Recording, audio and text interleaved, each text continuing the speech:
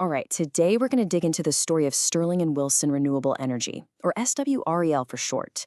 This is a company that's really at a major turning point.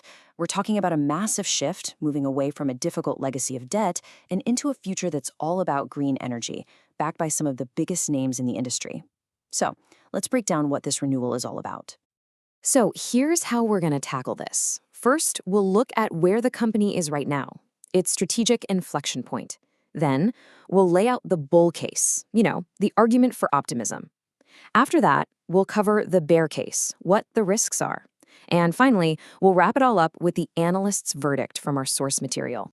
Okay, let's kick things off with Section 1, the strategic inflection point. This is all about the company's critical move from just trying to stay afloat, what we call survival mode, into what analysts are now calling the execution phase. This image here really captures the entire journey perfectly. On the one hand, you have the old world, the traditional, heavy construction and EPC business. And on the other, you see the vision for the future, a much leaner, tech-focused renewable energy player.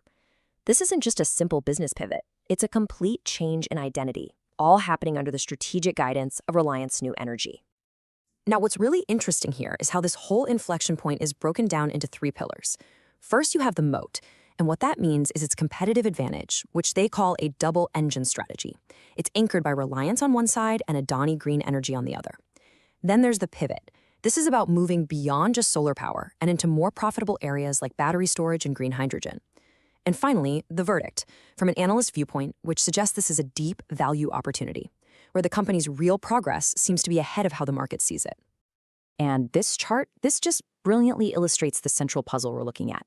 Just look at that orange line shooting up. That's the order book value, which has climbed past the 11,000 crore guidance. Now look at the gray line. That's the stock price, bumping along near its 52-week lows. This huge, widening gap is what the slide calls the valuation gap, and it really highlights the market's deep skepticism. The big question is why? Why is this happening? So let's move into Section 2 and try to answer that by exploring the bull case. The argument here really centers on an incredible pipeline of projects that gives the company a very clear view of its future growth. This timeline lays out the whole journey over the last 5 years, and it's pretty revealing. It all starts with a crisis back in 2021, which led to a rescue by Reliance. Then came the really critical phases of deleveraging and stabilizing the business through 2024 and 2025. Now, as of early 2026, the company has officially entered the scale phase. So the main takeaway here is pretty clear. According to this analysis, the survival phase is over. And this is that double-engine strategy we mentioned. It's a powerful setup. On one side, you have its strategic parent, Reliance, which provides a captive pipeline of massive projects. And these aren't even in the current guidance yet. And on the other side, you have a landmark 5-year agreement with a strategic partner, Adani Green Energy.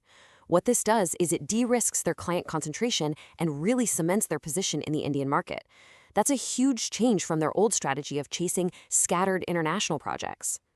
Now, the pivot isn't just about geography, it's also about technology. The company is getting into a much broader mix of infrastructure.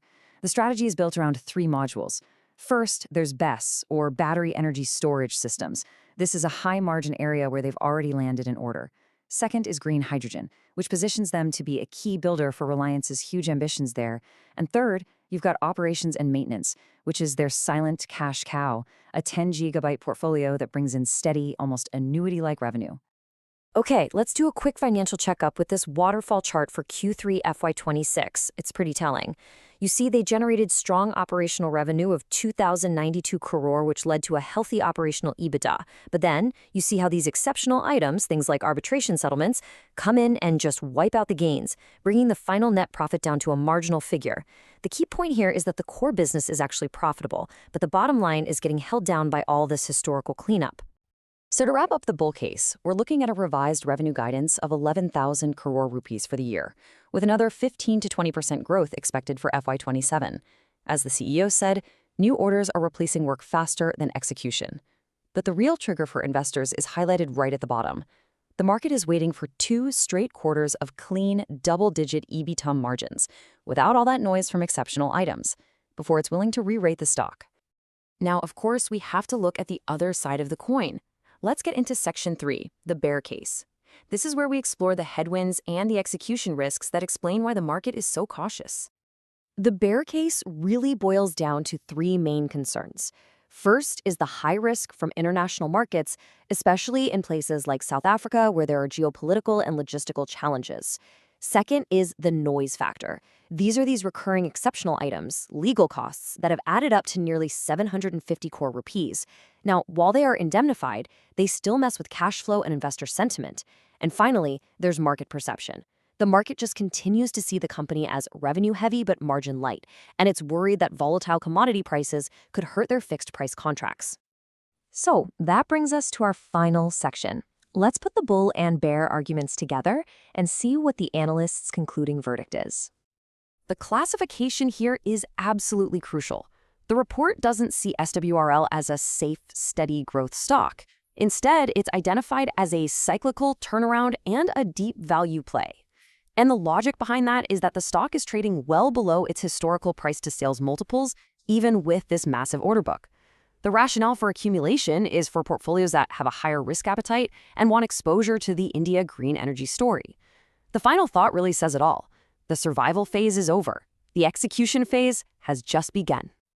And this leaves us with the final central question to think about. With a record-breaking order book and the full backing of two of India's biggest industrial giants, has the market completely mispriced the execution risk here, or is its caution actually justified? That's really the core tension at the heart of the Sterling and Wilson story today.